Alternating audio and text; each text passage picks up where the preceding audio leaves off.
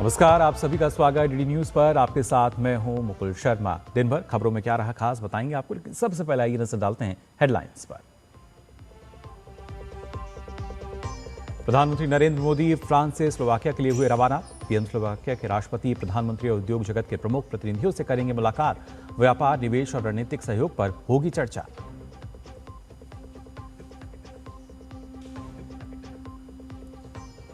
Bharat France के बीच द्विपक्षीय वार्ता से संबंधों में नई गति। द्विपक्षीय संबंधों में हुई प्रगति की हुई समीक्षा।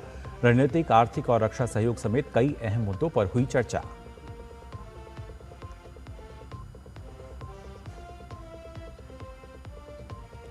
फ्रांस के नीस में भारत इनोवेट्स 2026 का हुआ उद्घाटन। पीएम मोदी ने विश्वास, इनोवेशन और साझा विजन को बताया भारत फ्रांस रिश्तों की असली ताकत। फ्रांस के राष्ट्रपति इमैनुअल मैक्रोन बोले, भारत ग्लोबल इनोवेशन को दे रहा है नई दिशा।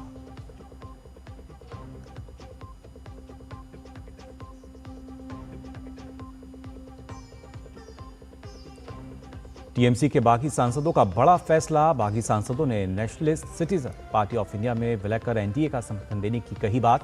वहीं अभिषेक बनर्जी की मांग, लोकसभा स्पीकर बागी गुटों को ना दें मान्यता।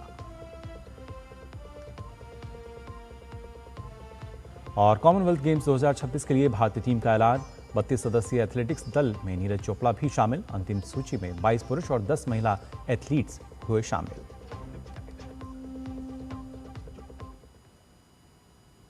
और आइए अब खबरें देखते हैं विस्तार से। आपको बता दें, प्रधानमंत्री नरेंद्र मोदी फ्रांस के नीस से स्लोवाकिया दौरे पर रवाना हो गए हैं। पीएम वहां शीर्ष नेतृत्व के साथ बैठक कर द्विपक्षीय सहयोग में हुई प्रगति की समीक्षा करेंगे। साथ ही सहयोग में विस्तार की संभावनाओं पर विचार विमर्श किया जाएगा। स्लोवाकिया की स्वतंत्रता के बाद किसी भारतीय पीएम की ये वहां की पहली यात्रा है।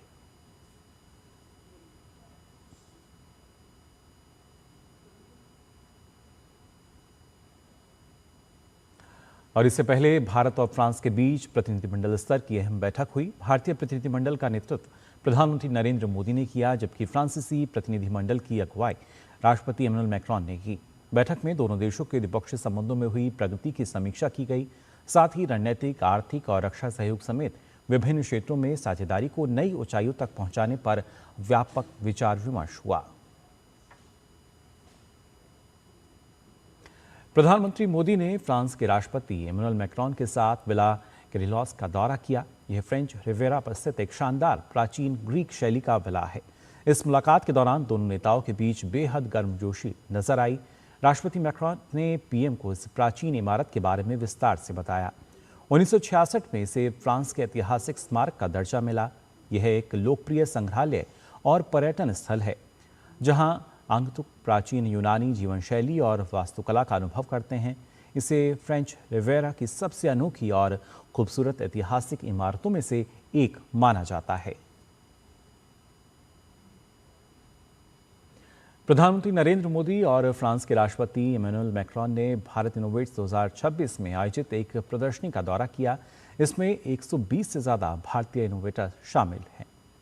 Advance computing, semiconductor, space technology, biotechnology, energy, health care और मैन्युफैक्चरिंग जैसे 13 अहम क्षेत्रों से जुड़े स्टार्टअप्स में भारत के बढ़ते इनोवेशन और डीप टेक इकोसिस्टम को यहां प्रदर्शित किया गया है। फ्रांस के शहर नीस में भारत इनोवेट्स 2026 का उद्घाटन हुआ। राष्ट्रपति इमैनुअल मैक्रोन ने कहा कि भारत ग्लोबल इनोवेशन को दिशा दिखा रहा है। वहीं प्रधानमंत्री मोदी ने कहा कि भारत का डीएनए इनोवेशन है और वो समावेशी, मानव केंद्रित और वैश्विक हित के लिए काम कर रहा है। Bharat innovates is an invitation to the world to co-create the next chapter of global innovation with India.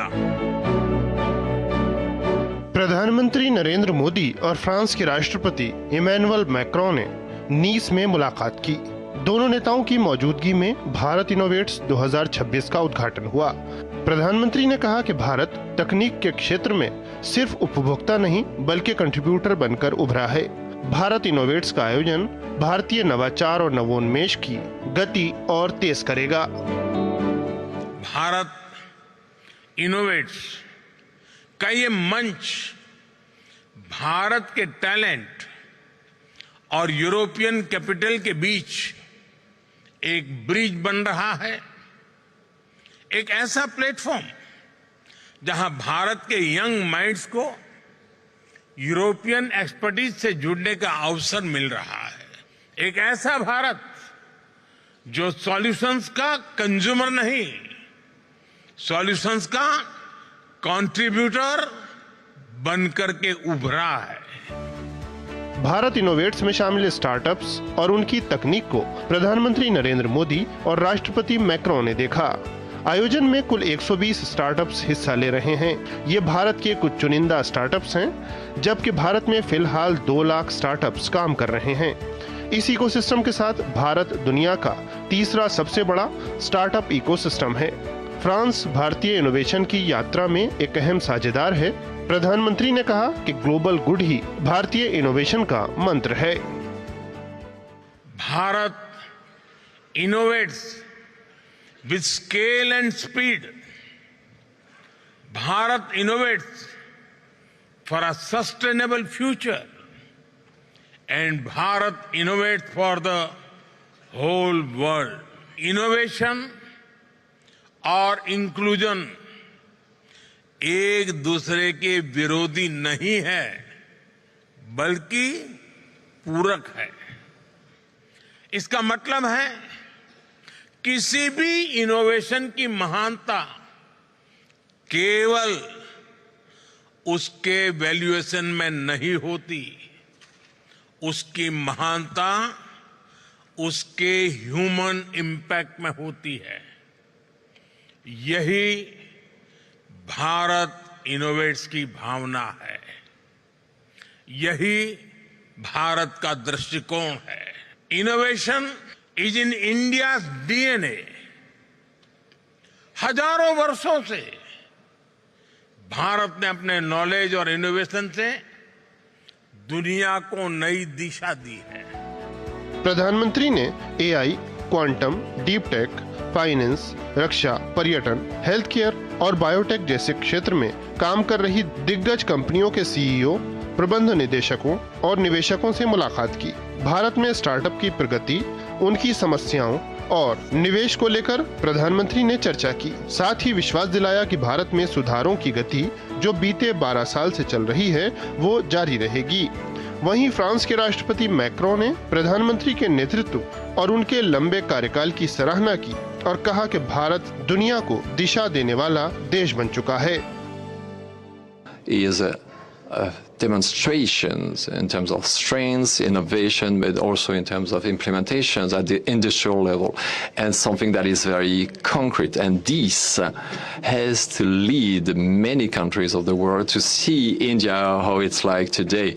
Not only a country promising talents and delivering them, but it's not only a country full of contractors. No, absolutely not. It's a country of innovation and disrupting country in terms of technologies. Innovation को लेकर प्रधानमंत्री ने स्पष्ट कहा कि ये पूरी तरह से मानव केंद्रित और वैश्विक हित में होना चाहिए। उन्होंने विश्वास दिलाया कि भारतीय इनोवेशन की यात्रा पेटेंट से इंक्यूबेशन तक, स्टार्टअप से पॉलिसी सपोर्ट तक सभी सतत भविष्य के लिए हैं।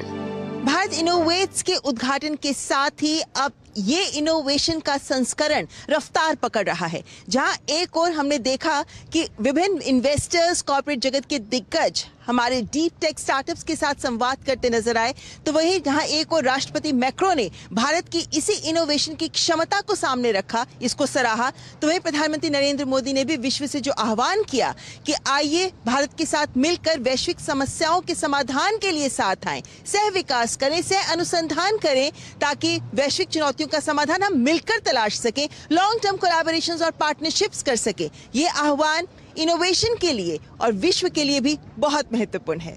नई से कैमरामैन योगेश के साथ ममता चोपड़ा, डीडी न्यूज। राष्ट्रपति मैक्रोन ने प्रधानमंत्री मोदी को उनके सफल सबसे लंबे कार्यकाल के लिए शुभकामना दी। उन्होंने कहा कि यह कार्यकाल भारत को सुदृढ़ बनाने की उनकी दृढ़ता दर्शा रहा है। Dear Prime Minister, I would like to congratulate you, of course, for being here, but also because a few days ago you've become the Prime Minister with the longest serving time since the independence of India. this long run says a lot about your determined action, the strengths of your country, and its wonderful assets and your leadership. So we are very proud to have you here.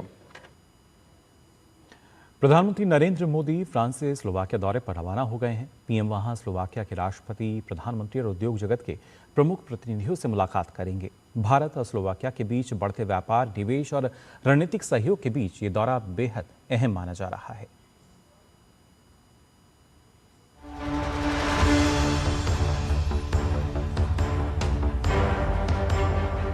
Bharat Slovakia के करीब 3 दशक पुराने कूटनीतिक संबंध अब नई संभावनाओं के दौर में प्रवेश कर रहे हैं।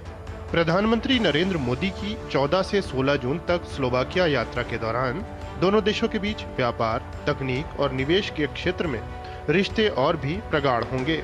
1993 में स्लोवाकिया की स्वतंत्रता के बाद ये किसी भारतीय प्रधानमंत्री की पहली यात्रा है। हालांकि अप्रैल 2025 में राष्ट्रपति द्रौपदी मुर्मू ने स्लोवाकिया की यात्रा की थी। वहीं फरवरी 2026 में एआई इम्पैक्ट समिट के दौरान स्लोवाकिया के राष्ट्रपति पीटर पेलेग्रिनी ने भारत की यात्रा की थी।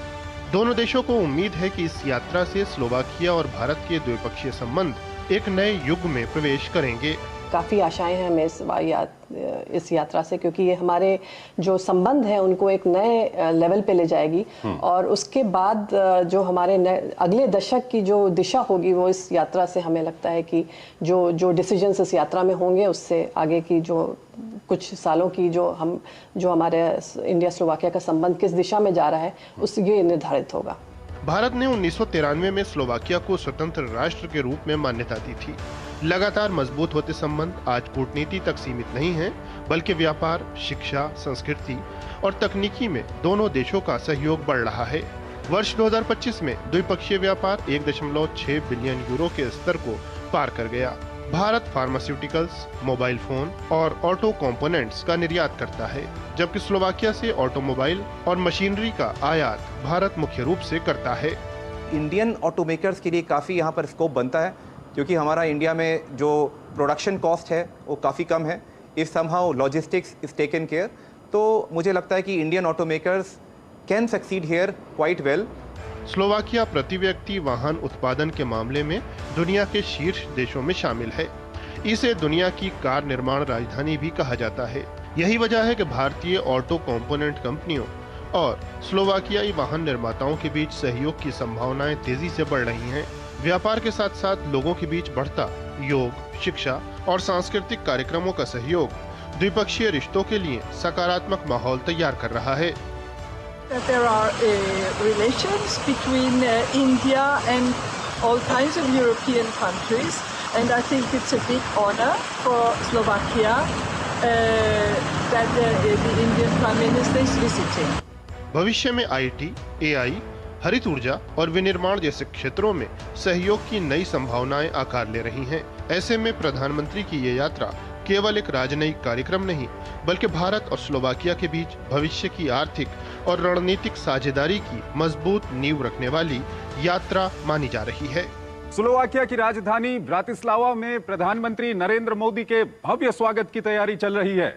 ये यात्रा न सिर्फ ऐतिहासिक रहने वाली है, बल्कि इस यात्रा से भारत और स्लोवाकिया के बीच में व्यापार, शिक्षा, सांस्कृतिक संबंधों और दूसरे क्षेत्रों में दोनों देशों के बीच में संबंधों का एक नया अध्याय लिखे जाने की पूरी उम्मीद की जा रही है। कैमरामैन शुभम शर्मा के साथ मैं चंद्रशेखर जोशी, ब्रातिस्लावा से डीडी न्यूज के लिए। प्रधानमंत्री नरेंद्र मोदी 14 से 16 जून तक यूरोपीय देश स्लोवाकिया का दौरा कर रहे हैं। 1993 में स्लोवाकिया की स्वतंत्रता के बाद ये किसी भी भारतीय प्रधानमंत्री की स्लोवाकिया की पहली यात्रा है। पीएम मोदी के नेतृत्व में दोनों देशों के संबंधों में काफी प्रगति देखने को मिली है। आखिर क्यों है भारत और स्लोवाकिया के रिश्ते इतने खास, आइए जानते हैं इस रिपोर्ट में।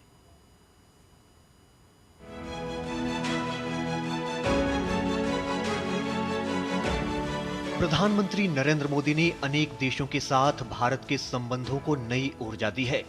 पीएम मोदी के प्रयासों के चलते कई देशों के साथ विभिन्न क्षेत्रों में भारत का सहयोग मजबूत हुआ है। इसी कड़ी में बीते कुछ वर्षों में यूरोपीय देश स्लोवाकिया के साथ भी भारत के रिश्तों में लगातार प्रगति देखने को मिली है। इस दौरान दोनों देशों के बीच उच्च स्तरीय बातचीत के अलावा व्यापार और तकनीक समेत विभिन्न क्षेत्रों में सहयोग के नए द्वार खुले हैं। अब प्रधानमंत्री मोदी 14 से 16 जून तक स्लोवाकिया की यात्रा कर रहे हैं। ये 1993 में स्लोवाक गणराज्य की स्वतंत्रता के बाद किसी भी भारतीय प्रधानमंत्री का पहला दौरा है। इससे पहले अप्रैल 2025 में राष्ट्रपति द्रौपदी मुर्मू ने स्लोवाकिया की यात्रा की थी, जिससे विभिन्न क्षेत्रों में द्विपक्षीय सहयोग को नया बल मिला।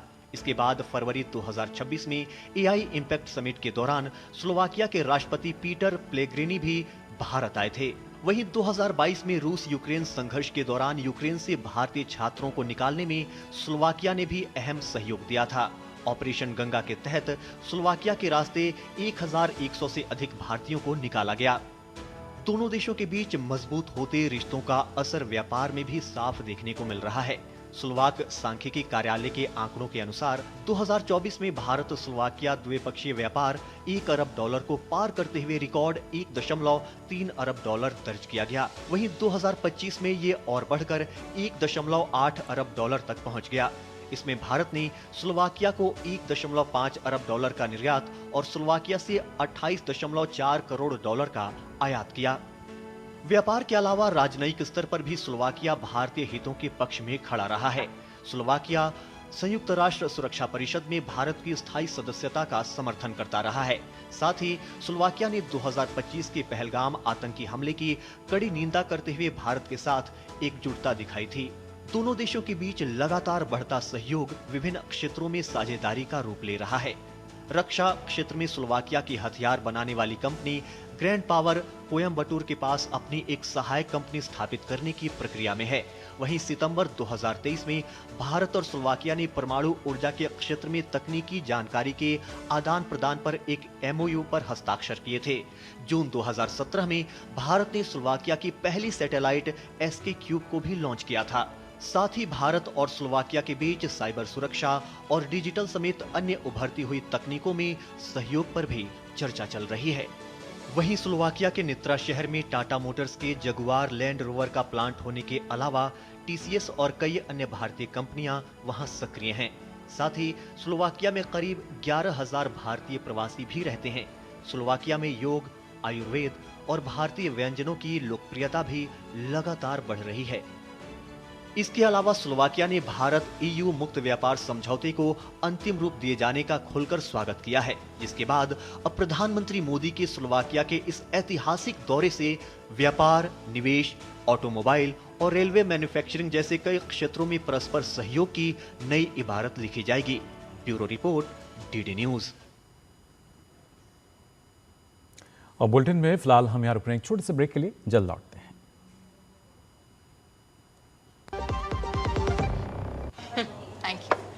क्या बात है miss NRI, big shot wedding photographer बन गया है। क्या NRI? एक क्लाइंट मुझे UPI से पेमेंट करना चाहता है, लेकिन इंडिया में मेरे पास UPI नहीं है।